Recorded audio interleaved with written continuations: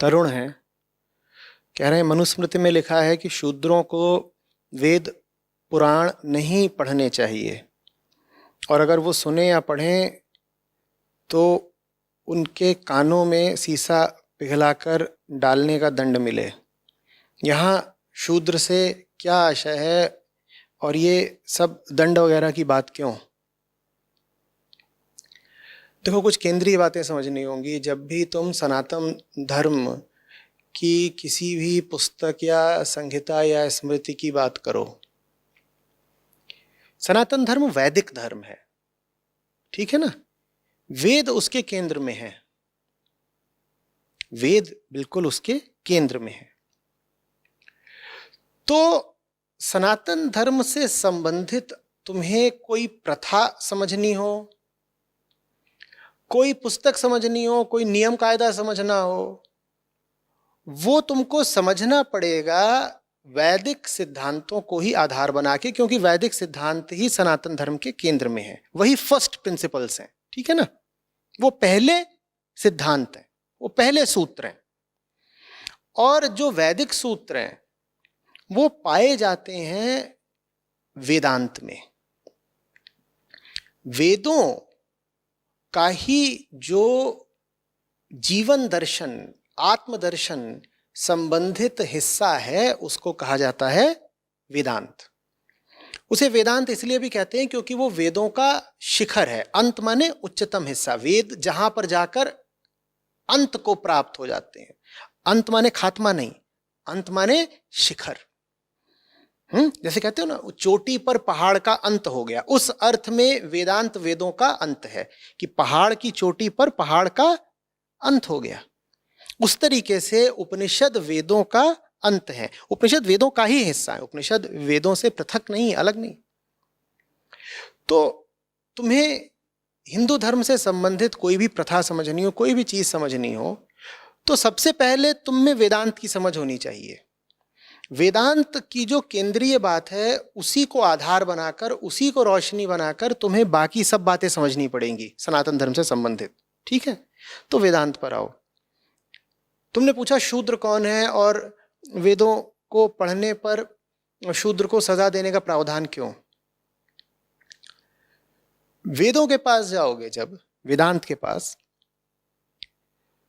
तो वो आदमी को देह मानने से इनकार करते हैं। सबसे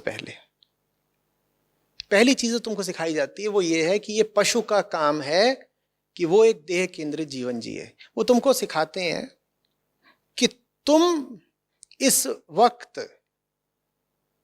एक अपूर्ण चेतना हो। वो अपूर्ण चेतना अहंकार कहलाती है। उस अपूर्ण चेतना की जो सच्चाई है वो आत्मा कहलाती है। अपूर्ण चेतना अपने आप में झूठ है, क्योंकि अपूर्णता ही उसका झूठ है। वो अपूर्ण चेतना जीवन भर कोशिश करती रहती है पूर्ण होने की। जिस पूर्णता को वो पाना चाहती है उस पूर्णता को ही सत्य या आत्मा कहते हैं। ये वेदांत का मूलभूत सिद्धांत है, समझे? शरीर तुम हो नहीं और मन भी तुम एक झूठे तल पर हो। ये बात अच्छे से समझ लो सब लोग। शरीर तो तुम हो नहीं, और तुम जो मन बने बैठे हो, तुम जो चेतना बने बैठे हो, ये तुम्हारा चेतना होना भी आधी सच्ची आधी झूठी बात है। अपूर्ण चेतना हो तुम, आधी भरी आधी खाली। पूरा भरने के लिए, पूरा हो जाने के लिए लालायित हो तुम। यही आदमी की जीवन भर की कोशिश है, यही आदमी के जीवन भर का कर्तव्य है। तमाम जो वो कर्म करता रहता है, ये हासिल करने की, वो पाने की कोशिश करता रहता है, वो वही है कि अपूर्ण चेतना किसी तरीके से पूर्णता को प्राप्त हो, ठीक है? तो हम चेतना है और वो चेतना भी अपूर्ण है, किसी की कम अपूर्ण है, किसी की ज्यादा अपूर्ण है। शरीर पशु का है और आत्मा एक बहुत दूर का सत्य है जो अभी हमने प्राप्त करा नहीं। शरीर सबका पशु का है और आत्मा एक बहुत दूर का सत्य है, जैसे वो आसमान पे चमकता कोई दूरस्थ सितारा जो अभी हमने पाया नहीं है। हम बीच में लटके हुए हैं, हम त्रिशंकु हैं, हम आधे इधर के आधे उधर के, अपूर्ण लोग। अब चेतना के तल पे लोग अलग अलग तरीके के होते हैं, क्योंकि अपूर्णताएं कई तरीके की हो सकती हैं। ये फिर से इसको बीच में लाते हैं, ये क्या है? ये मेरा चाय का मग है। अगर ये खाली है तो फिर खाली है पूरा। खालीपन कई तरीके के नहीं होंगे। खाली माने खाली, खालीपन एक ही तरीके का होता है। ठीक, मैं तुमसे कहूं कप खाली है, तुम्हें कोई झंझट नहीं होगा। खाली माने खाली, तुम समझ जाओगे खाली है। मैं तुमसे कहूं भरा है, तो भी तुम्हें कोई झंझट नहीं होगा। भरा माने भरा, 100% भरा। पर मैं तुमसे कहूं ये थोड़ा भरा है, तो अब तुम अटक जाओगे, क्योंकि थोड़ा भरा माने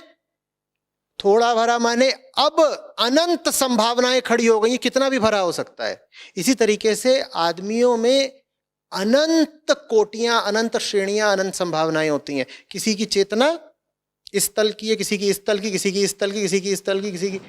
पशुओं में अनंत संभावनाएं नहीं होती। सब पशु किस तल के? खाली, पूरी तरह खाली नहीं होते, पर उदाहरण के लिए समझ लो कि पशुओं में अनंत संभावनाएं नहीं होती। पशु पूरा खाली है। और जो मुक्त पुरुष है उनमें भी बहुत संभावनाएं नहीं होती, क्योंकि वो पूरे भरे हुए हैं। इंसान में ये पूरी संभावना है, कोई इतना भरा, कोई इतना भरा, कोई इतना भरा, कोई इतना भरा, कोई इतना भरा, कोई इतना भरा, कोई कितना भी भरा हो सकता है। Infinite possibilities. ठीक है, अभी हम समझना चाह रहे हैं कि वेदांत का केंद्रीय सूत्र क्या है। ठीक है, अब तुम मुझे बताओ कि अगर भारत में, सनातन धर्म में ये प्रथा रही है कि लोगों का वर्गीकरण किया जाए, 4 वर्ण बना दिए गए, है ना, और 4 वर्णों के अलावा ऐसे भी लोग रख दिए गए जो वर्ण व्यवस्था से बाहर के ही थे। ठीक है, तो बहुत सारे फिर वर्ण बना दिए गए, और इन वर्णों में भी तमाम तरह की फिर जातियां, उपजातियां, ये सब आ गई। तो बहुत तरीके की क्या बना दी गई हैं? श्रेणियां और स्तर। बहुत तरीके के श्रेणियां और स्तर बना दिए गए। 4 तो वर्ण ही है, उसके अलावा बहुत सारे लोग जो वर्ण व्यवस्था से बाहर के ही हैं, और इन वर्णों में भी कई तरीके की श्रेणियां हैं और स्तर हैं। निश्चित रूप से सिर्फ श्रेणियां, स्तर शरीर के तल पर तो हो ही नहीं सकते। शरीर माने वो चीज जो जन्म लेती है मां के गर्भ से, माने जन्म के आधार पर, तुम्हारे कुल और खानदान के आधार पर तो वर्गीकरण हिंदू धर्म में हो ही नहीं सकता, क्योंकि वेदांत का मूल सिद्धांत यही है कि शरीर तो बेटा तुम हो ही नहीं। जब तुम शरीर हो ही नहीं, तो शरीर के आधार पर तुम्हारा वर्गीकरण कैसे हो गया? तो शरीर के आधार पर ना कोई शूद्र है, ना कोई वैश्य, ना पंडित, ब्राह्मण, कुछ नहीं। ये कुरीति सामाजिक है, धार्मिक नहीं। ये जो कुरीति है कि ब्राह्मण के घर में पैदा हुआ तो ब्राह्मण, और शूद्र के घर में पैदा हुआ तो शूद्र, ये एक सामाजिक भ्रष्टता है। ये चीज धर्म ने नहीं सिखाई है, ये आध्यात्मिक बात नहीं है। धर्म ने तो तुमसे कहा है कि शरीर से कोई लेना ही देना नहीं। तुम्हारा शरीर कैसा भी हो, अष्टावक्र का शरीर 8 जगह से टेढ़ा था, तो वो ब्राह्मणों के महाब्राह्मण। शरीर पर वेदों ने कब जोर दिया? क्या फर्क पड़ता है इस बात से कि तुम किस कुल से, किस खानदान से हो, किस घर में तुम्हारा जन्म हुआ है? शरीर की बात ही नहीं है, बात चेतना के स्तर की है। और चेतना के स्तर के आधार पर लोगों की श्रेणियां निर्धारित होती हैं, वर्गों का विभाजन होता है। ऐसी मंशा थी वेदांत की। उस मंशा को बाद में लोगों ने भ्रष्ट कर दिया, वो लोग जाने। कोई ऐसी चीज नहीं है जो समय में प्रवाहित हो और समय के प्रवाह में आगे जाकर दूषित ना हो जाए। तो ये काम लोगों ने करा है। तो अब मुझे बताओ फिर शूद्र कौन हुआ? जिसकी चेतना का स्तर एकदम निचला, ये जिसकी चेतना का स्तर एकदम निचला, वो है शूद्र। और ये एकदम निचला स्तर किसका होता है? पशु का। माने जो पशु समान है उसको शूद्र बोलते हैं। जिसकी चेतना पशु समान है उसको शूद्र बोलते हैं। पशु की पहचान क्या? उसकी चेतना शरीर से बंधी हुई है। पशु की पहचान क्या? कि उसकी चेतना शरीर से बंधी हुई है। पशु और पाश शब्द अंतर संबंधित हैं। पाश माने बंधन। जो बंधा हुआ है, जो मुक्ति की सोचता भी नहीं, जो शरीर से ही अपने बंधा हुआ है, उसको पशु बोलते हैं। ठीक है, तो जिसकी चेतना बिल्कुल शरीर से ही जुड़ी हुई है, जो अपने आप को शरीर के अलावा कुछ जानता ही नहीं, वो शूद्र हुआ। खानदान से शूद्र नहीं हो गए, किस घर में तुमने जन्म लिया इससे शूद्र नहीं हो गए तुम अपनी चेतना को कहां तक ले जा पाए ये चीज तय करती है कि तुम ब्राह्मण हो कि शूद्र हो। समझिएगा अच्छे से, अभी जो जाति प्रथा चल रही है वो दमनकारी, शोषणकारी, अन्यायकारी है और अति मूर्खतापूर्ण है। हम सोचते हैं कि हम किसी घर में पैदा हो गए उससे हमारी जाति निर्धारित हो जाती है, ऐसे थोड़ी होता है, पागल हो ऐसे ही रहा है। लेकिन तो फिर इसीलिए हमारी वो हालत है जो अभी है। एक से एक मूर्ख भी अपने आप को ब्राह्मण बोल के घूम रहे हैं और बहुत प्रतिभाशाली लोग हो सकते हैं, उन बेचारों में ये ग्रंथि है कि हम तो निचली जाति के रह गए। ये जो है विकृति है जो सामाजिक व्यवस्था में आ गई है, ये कंप्लीट डिस्टॉर्शन है। अब आगे की बात समझना, तुम्हारी जाति निर्धारित ही नहीं हो सकती है जब तक तुम कम से कम 11 वर्ष के नहीं हो गए। बताओ क्यों? क्योंकि हर बच्चा पैदा तो जानवर ही होता है, माने हर बच्चा जो कहीं भी पैदा हो रहा है वो शूद्र ही पैदा होता है। अगर तुम्हें जाति का निर्धारण जन्म से करना है तो फिर सब शूद्र हैं। दुनिया में सब शूद्र ही शूद्र हैं, क्योंकि पैदा तो हम सब पशु ही होते हैं। तुम किसी छोटे बच्चे को देखो, तुम्हें उसमें जानवर जैसी चेष्टाओं के अतिरिक्त क्या नजर आएगा? एक जानवर का छोटा बच्चा ले लो, एक आदमी का छोटा बच्चा ले लो और बता देना कि फर्क कहां है। दोनों एक समान हरकतें कर रहे होते हैं, दोनों की एक जैसी चेष्टाएं होती हैं, एक सी उनकी वृत्तियां होती हैं। तो जाति प्रकृति ने तो सबको एक ही बख्श दी है, क्या? शूद्र। प्रकृति की चले तो सब शूद्र ही शूद्र हो, क्योंकि सब शूद्र ही पैदा हुए हैं।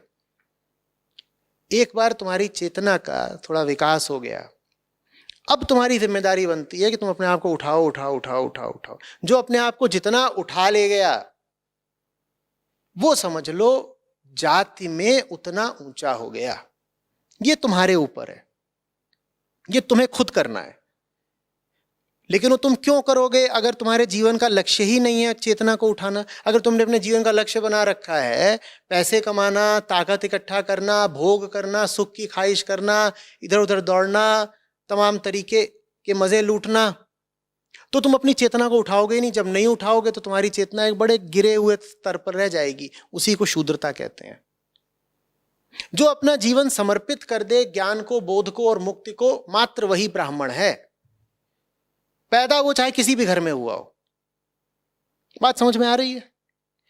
वर्ण व्यवस्था का वास्तविक आधार क्या है, ये बिल्कुल आया समझ में कि नहीं आया? और मैं भली भांति जानता हूं कि जो वास्तविक आधार मैंने बताया भी वर्ण व्यवस्था का, वो हमें समाज में देखने को नहीं मिल रहा। समाज ऐसे नहीं चल रहा। लेकिन अगर आपको बात सनातन धर्म की करनी है तो मैं दोहरा के कहूंगा, सनातन धर्म के केंद्र में तो वेद बैठे हैं। वेदों से पूछोगे ना पहले कोई भी बात, और वेदों से जो बात पूछनी है वो स्पष्ट होकर के कहां सामने आती है? वेदांत में, उपनिषदों में। और उपनिषद बताते हैं कि आदमी की श्रेष्ठता नापने का, आदमी की गुणवत्ता नापने का, दूसरे शब्दों में आदमी की जात नापने का सिर्फ एक तरीका है, उसकी चेतना की ऊंचाई देखो। जो चेतना की जितनी ऊंचाई रखता हो उसी से जीवन में उसके स्थान का निर्धारण हो जाता है। ये आ गई बात समझ में? आगे से कभी अपने मन में भाव मत रखना कि तुम किस जाति के घर में पैदा हुए हो, इससे तुम्हारा जीवन या भविष्य निर्धारित होना चाहिए। नहीं, जो तुम्हें जन्म से, कुल से जो जाति मिली है उसके साथ बहुत तादाद में, बहुत आइडेंटिफिकेशन रखना। वो सब किसी काम की चीज नहीं है, उससे कुछ नहीं हासिल होने वाला, ना उससे कोई तुमको सत्यता मिलनी है, झूठी बात है। आ रही बात समझ? अब दूसरी बात कि इस तरह क्यों कहा गया कि अगर शूद्र वेद पुराण पढ़े सुने तो उसके कानों में पिघला हुआ शीशा डाल दो। ये बात क्यों कही गई? ये थोड़ा समझने वाली चीज है। देखो, जितने भी आध्यात्मिक ग्रंथ हैं भारत में खास तौर पर, वो बहुत जबरदस्त शर्तें रखते हैं उनके पाठ की, उनके सामीप्य की। वेदों के पास जाओगे, वेद कहते हैं 14 विद्याएं आनी चाहिए। जानते हो वेद यहां तक कहते हैं कि तुम्हें अगर गणित का बहुत अच्छा ज्ञान नहीं है तो भी वेद मत पढ़ना। तुम कहोगे गणित का वेद से क्या संबंध? नहीं, वो कहते हैं गणित भी पहले पढ़ के आओ। तर्क आना चाहिए तुम्हें, गणित भी आना चाहिए, नहीं तो वेद नहीं समझोगे। इसी तरीके से अगर तुम आचार्य शंकर के पास जाओगे तो वो साधन चतुष्टय देते हैं और उसमें वो बड़ी लंबी सूची रख देते हैं। कहते हैं साधक में, आध्यात्मिक साधक में ये सब गुण होने चाहिए। वो कहते हैं उसमें विवेक होना चाहिए सबसे ऊपर, फिर उसके बाद वो कहते हैं उसमें षट संपत्ति होनी चाहिए,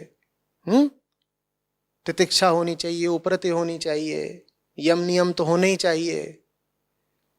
फिर कहते हैं कि भाई उसमें मुमुक्षा होनी चाहिए, आजाद होने की बड़ी जबरदस्त इच्छा, जीवन के झंझटों से मुक्त होने की गहरी कामना, मुमुक्षा। ये सब है अगर, तब तो तुम शास्त्र अध्ययन के अधिकारी हो, नहीं तो तुम अधिकारी नहीं हो। इसमें बात जाति की नहीं है, बात पात्रता की है। क्यों मना करा गया अयोग्य लोगों को शास्त्रों के पास आने से? क्योंकि अगर तुम में मुमुक्षा नहीं है, तुम मुक्त नहीं होना चाहते दुनिया से, तो तुम क्या चाहते हो? फिर तुम चाहते हो कि तुम दुनिया में ही बने रहो। और तुम दुनिया में क्यों बने रहना चाहते हो? दुनिया से ही नाता क्यों रखना चाहते हो? क्योंकि निश्चित रूप से दुनिया से तुम्हारा कोई स्वार्थ जुड़ा हुआ है, पात्रता नहीं है तुम में, तुम्हारी मुमुक्षा नहीं है तुम में। इसका मतलब तुम ग्रंथों के पास इसलिए नहीं जा रहे हो कि तुम दुनिया से मुक्त हो जाओ। तो फिर तुम ग्रंथों के पास क्यों जाओगे? तुम ग्रंथों के पास इसलिए जाओगे कि दुनिया से अपना स्वार्थ और ज्यादा निकाल सको। अब तुम ग्रंथों का उपयोग करोगे दुनिया में अपना सिक्का जमाने के लिए, अब तुम ग्रंथों का उपयोग करोगे दुनिया का शोषण करने के लिए। ये दुनिया के लिए बड़ी गड़बड़ बात हो जाएगी और तुम्हारे लिए तो होगी होगी। तो इसलिए ऐसे लोगों को ग्रंथों के पास आने से मना किया गया जिनमें निर्धारित योग्यताएं नहीं हैं। वेदांत की दृष्टि से शूद्र कौन हुआ बताना? जो पशु जैसा है, जो अभी पाश में बंधा हुआ है। जो पाश में बंधा हुआ है उसको तो साफ दिख रहा है ना कि मुमुक्षा नहीं है। पाश में बंधा होना माने वो बंधन में है, और मुमुक्षा माने मुक्ति की कामना। अरे भाई, जो बंधन में ही प्रसन्न है, जिसको भोग ही जीवन का लक्ष्य लगता है, अगर तुमने उसके हाथ में उच्चतम ग्रंथ दे दिए तो वो उनका भी दुरुपयोग ही करेगा ना भोग के लिए। वो क्या करेगा? उदाहरण के लिए तुमने किसी भोगी आदमी के हाथ में धर्म ग्रंथ दे दिए, जानते हो पहली चीज क्या हो सकती है? वो गुरु बन बैठे। कैसा गुरु? वो वैसा गुरु बन बैठेगा जो अपनी गुरुता का और ग्रंथों का इस्तेमाल करेगा भोगने के लिए। भाई, जन सामान्य तो अध्यात्म को और ग्रंथों को सम्मान देता ही है ना। अब अगर आप में मुमुक्षा नहीं है, आप दुनिया को छोड़ के नहीं आए हो, आप में दुनिया के प्रति विरक्ति वैराग्य नहीं है, और आपको मिल गए धर्म ग्रंथ, तो आप कहोगे मेरी तो लॉटरी लग गई, तुरंत कहोगे। और आप उनको पढ़ोगे दनादन दनादन, और आपके द्वार चढ़ावा चढ़ना शुरू हो जाएगा। बात समझ में आ रही है? लोगों में तो गुरुओं और पंडितों के लिए अगाध श्रद्धा होती ही है। किसी ने संस्कृत के 4 श्लोक बोले नहीं कि लोग तुरंत गुरुजी चरण स्पर्श शुरू कर देते हैं, और गुरुजी अंदर ही अंदर मस्त हुए जा रहे हैं कि आज चढ़ावा भरपूर आएगा। और ऐसा बहुत हुआ भी है। इसीलिए ब्राह्मण वो है जिसका ताल्लुक अब ब्रह्म के अलावा किसी से नहीं, जो इस संसार के सोने चांदी की ओर मुड़ के भी नहीं देखता। वो कह रहा है मुझे ब्रह्म चाहिए, उसके अलावा मुझे ये सोना चांदी में करूंगा क्या। सिर्फ उस ब्राह्मण को, जो वास्तविक ब्राह्मण है, वो जाति वाला ब्राह्मण है, जो वास्तविक ब्राह्मण है, सिर्फ उससे अधिकार है कि वो ग्रंथों का पाठ करे और कराए। बात समझ में आ रही है? अन्यथा गलत हाथों में पढ़ करके ये धर्म ग्रंथ पूरे दुनिया, पूरे समाज के लिए विस्फोटक चीज बन जाते हैं। इनके दुरुपयोग से महाविनाश हो सकता है। इसलिए यह करा गया था कि जो शूद्र है, शूद्र माने जाति वाला शूद्र नहीं, शूद्र माने वो व्यक्ति जो दुनिया के ही मजे लूटने में लगा हुआ है, उसके हाथ में मत पड़ने देना धर्म ग्रंथ, ये बात थी। अब ये मैंने कह दिया, साथ ही ये भी जानता हूं कि जो बात मैंने कही वो समाज में उस तरह से कार्यान्वित नहीं हो रही है, उस तरीके से नहीं हो रही है कार्यान्वित। लोग दूसरे ही तरीके से देखते हैं जाति को। लेकिन एक छोटा सा सवाल मेरा उनसे भी है जो कहते हैं अरे अरे अरे अतीत में बड़ा अन्याय हुआ, हमें धर्म ग्रंथ पढ़ने नहीं दिए गए। मैं तुमसे पूछ रहा हूं, अतीत में अन्याय तो हुआ था, अभी कौन सा अन्याय हो रहा है? अभी काहे नहीं पढ़ते?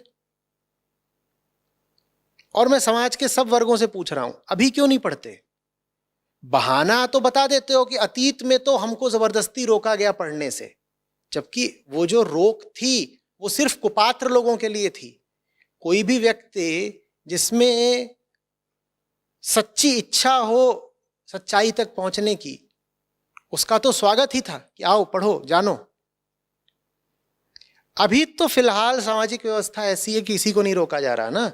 आज मुझे बताओ कितने प्रतिशत आबादी है जो उपनिषद पढ़ रही है? आज भी कोई रोक है? आज क्यों नहीं पढ़ते? मनुस्मृति मनुस्मृति लोग गाए जाते हैं। अरे मनुस्मृति कोई बड़ा केंद्रीय ग्रंथ है क्या? छोटे बच्चों को भी पाठ्य पुस्तकों में पढ़ाया जाता है।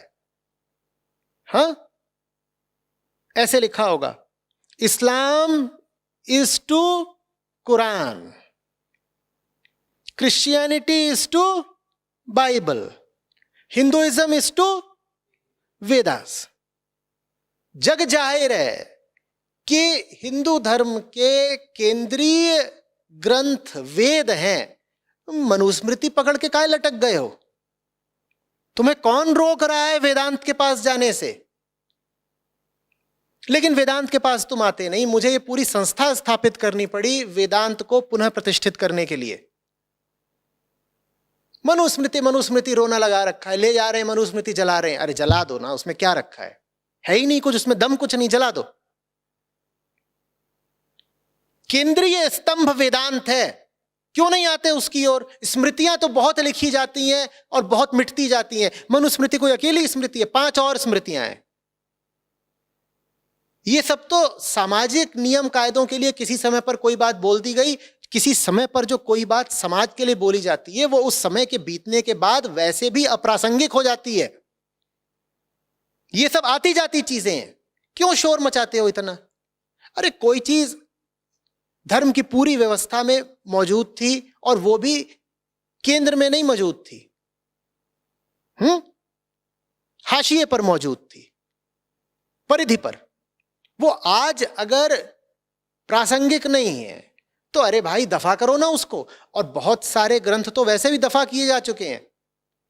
तुम अगर खोजने जाओ, न जाने कितनी सारी संहिताएं हैं जो तुम्हें मिलेंगी ही नहीं, कहीं भी कहीं नहीं मिलेंगी। अरे संहिताओं को छोड़ दो, उपनिषद न जाने कितने खो गए। तुम्हें पता है कई उपनिषद ऐसे हैं जो अभी पिछले 100-50 सालों में भी खोज खोज के निकाले गए, नहीं तो वो लुप्त प्राय थे। दर्जनों उपनिषद हैं जो अंग्रेजों के आने के बाद खोज के निकाले गए, उनका किसी को कुछ पता ही नहीं था। उनकी कोई 1-2 प्रतियां फिर कहीं दूर किसी मंदिर में, कहीं खंडहर में मिल रही हैं। तो जब उपनिषदों की यह हालत है तो और न जाने कितने ग्रंथ हैं जो समय के साथ अप्रासंगिक हो गए, व्यर्थ हो गए, उनको हटा दिया गया, छोड़ दिया गया। अरे बहुत पुराना धर्म है भाई, इतनी पुरानी इसकी धार है, इसमें बहुत कुछ आता है जाता रहता है, पर जो धार का केंद्रीय तत्व है, जो उस धार का अणु परमाणु ही है, वो कायम रहेगा। उसका क्या नाम है? वेदांत।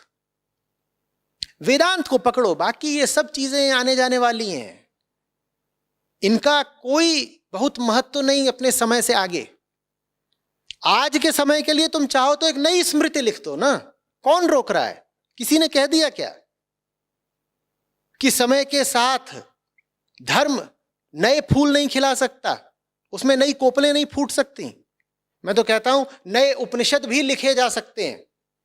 किसी ऋषि ने वर्जना करी थी कि मेरे बाद अगला उपनिषद कोई नहीं लिखेगा, और उपनिषद खुद कोई 1 दिन, 1 साल या 1 दशक में नहीं लिख दिए गए।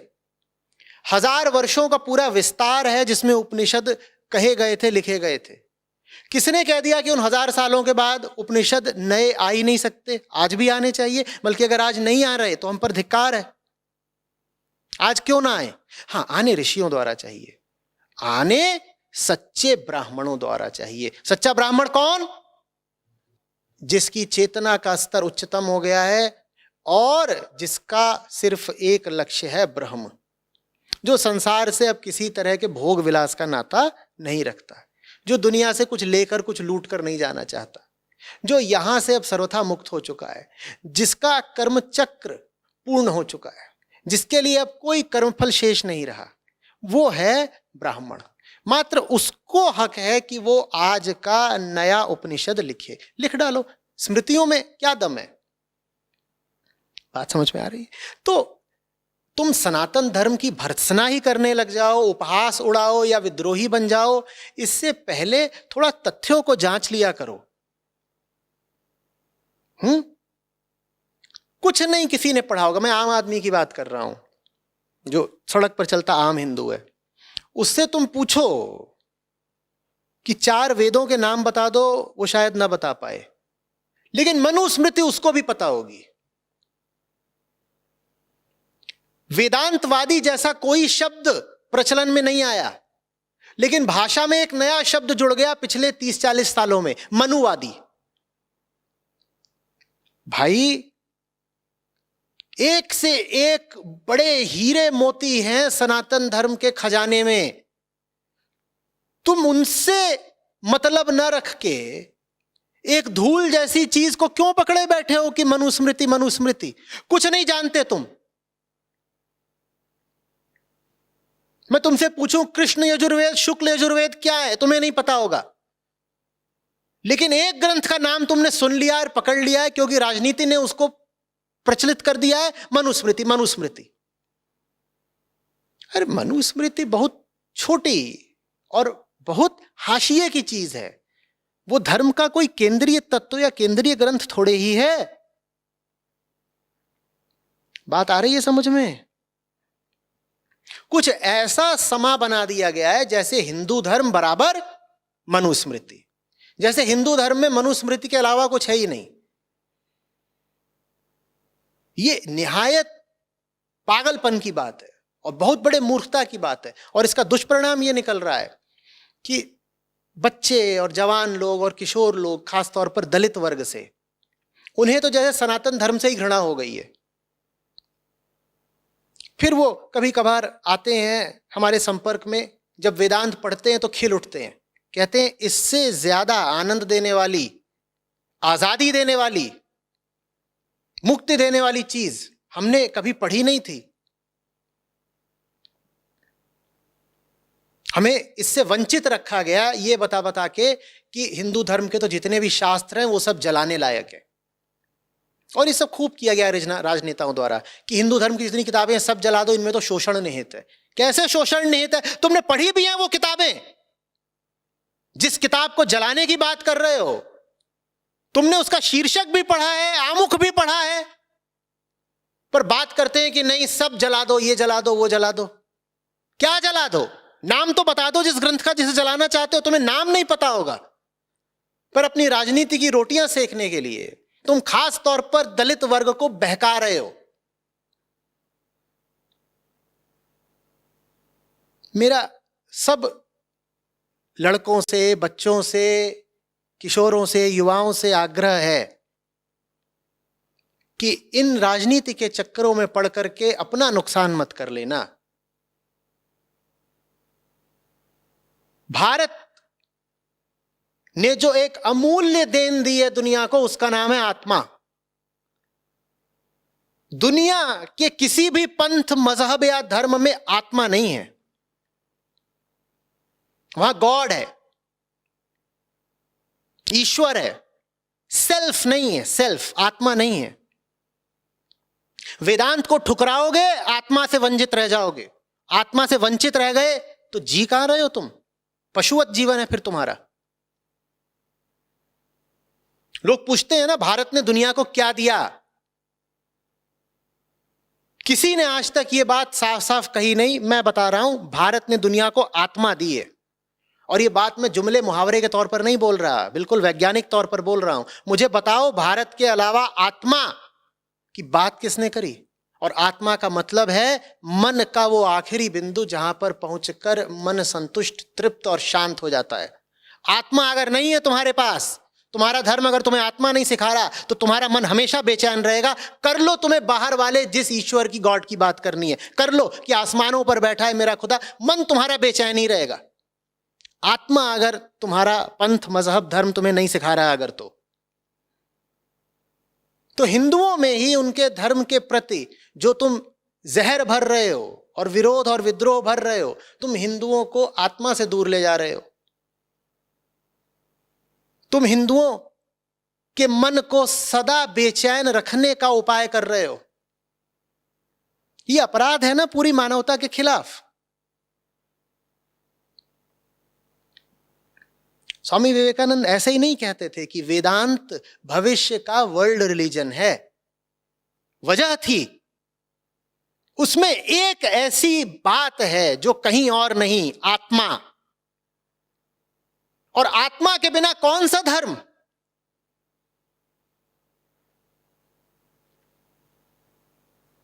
और आत्मा का मतलब रूह या सोल नहीं होता। लोग कहें नहीं, रूह की तो बात है, सोल की बात है।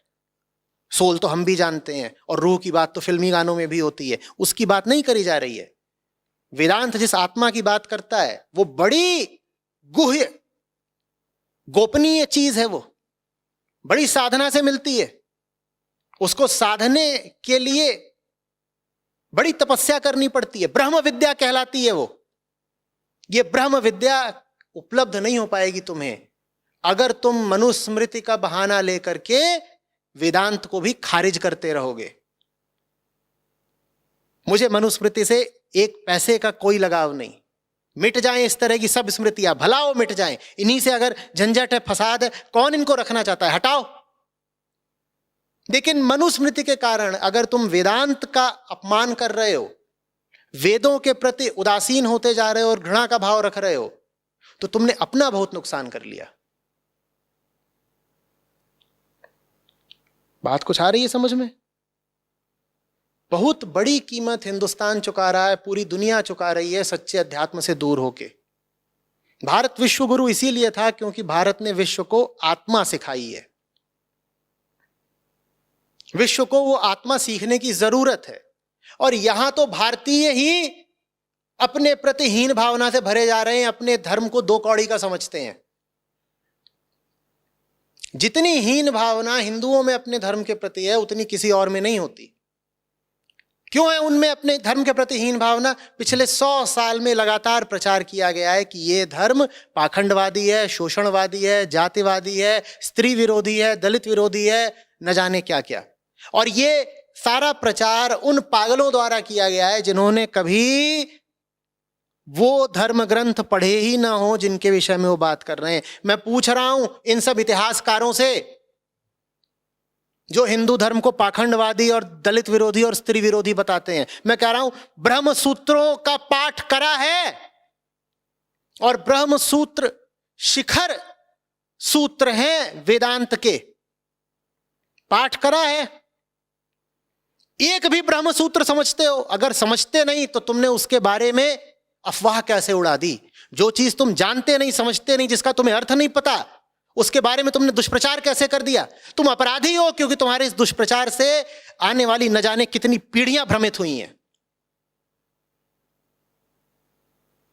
पर जिसको देखो वही एक आसान छौना पा जाता है पीटने और बजाने के लिए। उस आसान छौने का, उस दुर्बल का क्या नाम है?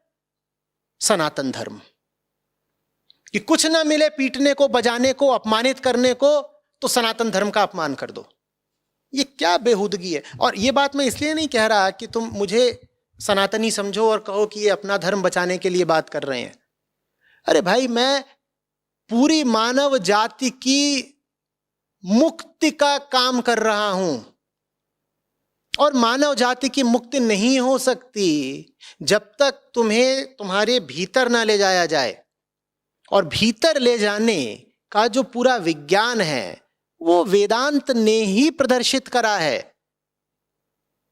अगर और जगहों ने भी उससे कुछ सीखा है तो आंशिक ही सीखा है, और पंथों मजहबों धाराओं में भी अगर भीतर जाने की बात होती है तो वास्तव में वो बात वेदांत से ही अनुप्रेरित है। और नहीं भी है वेदांत से अनुप्रेरित तो वेदांत में मौजूद तो है।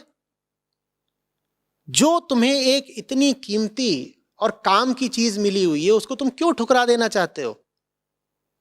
बेवकूफी नहीं होगी? समझ में आ रही है बात? तो सुनने वाले देखने वाले ये कुतर्क भी ना लगाने लग जाएं कि देखिए देखिए ये तो अपने धर्म की वकालत कर रहे हैं, ये तो हिंदू बन के बोलने लग गए आज। अरे मैं हिंदू बन के नहीं बोल रहा हूं, इंसान बन के बोल रहा हूं। मैं भी इंसान हूं, तुम भी इंसान हो, और तुम बेचैन हो, तुम्हारा मन बेचैन है। तुम्हारा मन तब तक बेचैन रहेगा जब तक उसके सामने स्पष्ट नहीं होता कि उस मन का स्वरूप क्या है और आखिरी मंजिल क्या है। और वो आखिरी मंजिल अगर तुम्हें तुम्हारे होने से, तुम्हारे अस्तित्व से बाहर दिखा दी गई तो तुम्हारी बेचैनी और बढ़ेगी, घटेगी नहीं। वेदांत की खूबी यह है कि वो तुम्हें दिखाता है कि तुम्हारी मंजिल तुम्हारे भीतर ही है, तुमसे बाहर के किसी गॉड या ईश्वर में नहीं है। आत्मा तुमसे बाहर की कोई वस्तु नहीं है। जब तक तुम्हें यह बताया जाता रहेगा कि तुम्हारी बेचैनी का इलाज तुमसे बाहर कहीं बैठा हुआ है, तब तक तुम्हारी बेचैनी शांत होने की नहीं है, क्योंकि बाहर का विस्तार बहुत बड़ा है। बाहर की ओर घूमने वाले, बाहर अपनी बेचैनी का इलाज खोजने वाले खोजते खोजते मर गए, हासिल कुछ नहीं कर पाए। वेदांत वो विधि देता है, वो ज्ञान देता है जिसके माध्यम से तुम वास्तव में शांति पा सकते हो। वो एक ही विधि है सिर्फ, ये मत कह देना अलग अलग विधियां हैं अलग अलग जगहों की, ना, उसकी एक ही विधि होगी। समस्त बाकी विधियां उस एक विधि में समाहित हैं। मैं इंसान की तरह बोल रहा हूं, मैं नहीं चाहता हूं कि तुम बेचैन घूमो और अशांत मरो, इसलिए कह रहा हूं कि वेदांत को मत ठुकराओ। वेदांत समझ जाओगे तो दुनिया भर के सब धर्म ग्रंथ तुम्हें ज्यादा साफ समझ में आएंगे। आपके लिए मेरी बात पर यकीन करना थोड़ा मुश्किल होगा शायद, लेकिन मेरा निवेदन समझिएगा। आप मुसलमान हो, आप ईसाई हो, आप दुनिया की किसी प्रथा परंपरा पंथ को मानने वाले हो, मैं आपसे कह रहा हूं आप एक बार वेदांत पढ़ लीजिए जैसे आप और कोई भी किताब पढ़ते हैं। उसके बाद आपको अपने पंथ का ग्रंथ भी ज्यादा साफ समझ में आएगा। यह खूबी है वेदांत की। नहीं, बिल्कुल कोई जरूरी नहीं है कि आप अपने आप को वेदांती बोलने लगें, और धर्म परिवर्तन वगैरह का ख्याल तो दिमाग में लाइएगा नहीं। मेरा उससे कोई लेना देना नहीं, ना उसकी मैं कोई बात कर रहा हूं। वो सब बेहूदी बचकानी दो कौड़ी की चीजें हैं, वो ख्याल में मत लगा लीजिएगा। मैं कह रहा हूं आपको अपने पंथ का भी धर्म ग्रंथ ज्यादा साफ समझ में आएगा। एक बार वेदांत पढ़ लीजिए, फिर देखिएगा। आप अपने ही मजहब के रहिए, पर एक बार वेदांत पढ़ तो लीजिए। आप इतनी किताबें पढ़ते हो भाई, वेदांत भी एक बार खोल के पढ़ लो। हां, पढ़ना जरा तरीके से, किसी ऐसे के साथ पढ़ना जो सही से समझा सके। फिर देखना कि दुनिया भर का सारा बोध साहित्य एक नई रोशनी में कैसे तुम्हारे सामने स्पष्ट हो जाता है।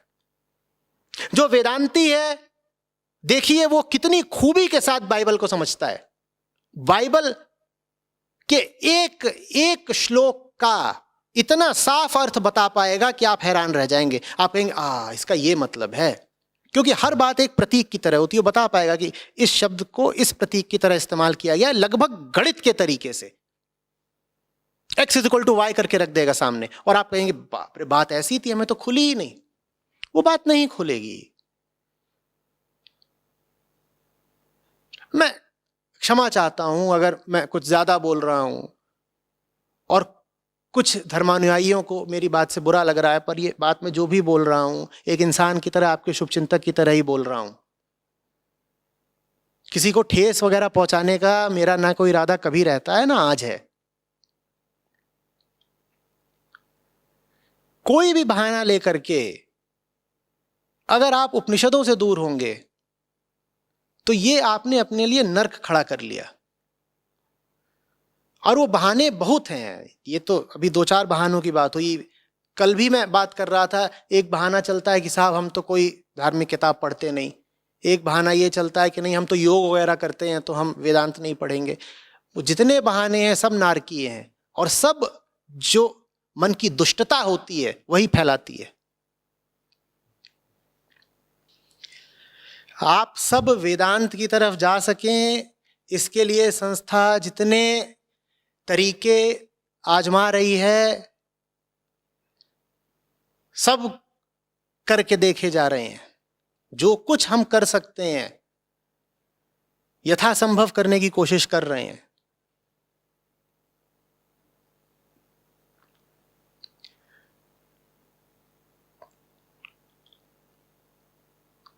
आप में अगर थोड़ी सी भी उत्सुकता जग रही हो सच्चाई को जानने की, मैं नहीं कह रहा हूं कि आप में मुमुक्षा जागृत हो रही है, अगर थोड़ी सी क्यूरियोसिटी भी आ रही, उत्सुकता भी आ रही हो कि भाई ये किताब है, पढ़ तो ले, लिखा क्या है उसमें, तो स्वागत है आपका। छोटी बात नहीं लिखी है, नाच उठेंगे। मैं समझता हूं शोपेनहावर के जीवन से वो घटना है, अगर कोई मुझे बता सके तथ्य देख के, तो कि कुछ बात थी, बड़ा दार्शनिक था यूरोप का, अभी कुछ 100 साल पहले का, तो अपना एक रात में बगीचे में घूम रहे थे और उसी समय उन्हें उपनिषदों की या तो कुछ पंक्तियां याद आ गईं या उसी समय उन्होंने कोई एक आध श्लोक पढ़ा, और उनके अपने शब्द हैं कि मैं नाच उठा। बोले फिलॉसफी की, दर्शन की जो गुत्थी बिल्कुल उलझ गई थी मेरे मन में, वो एकदम साफ हो गई उपनिषदों के माध्यम से। ऐसी चीज है उपनिषद। पूरी वेस्टर्न फिलॉसफी वहां तक पहुंचती ही नहीं, दूर दूर तक नहीं पहुंचती जहां उपनिषद पहुंचे हुए हैं। क्यों आप अपनी इस विरासत, इस अमूल्य धरोहर से अपने आप को वंचित रखना चाहते हैं?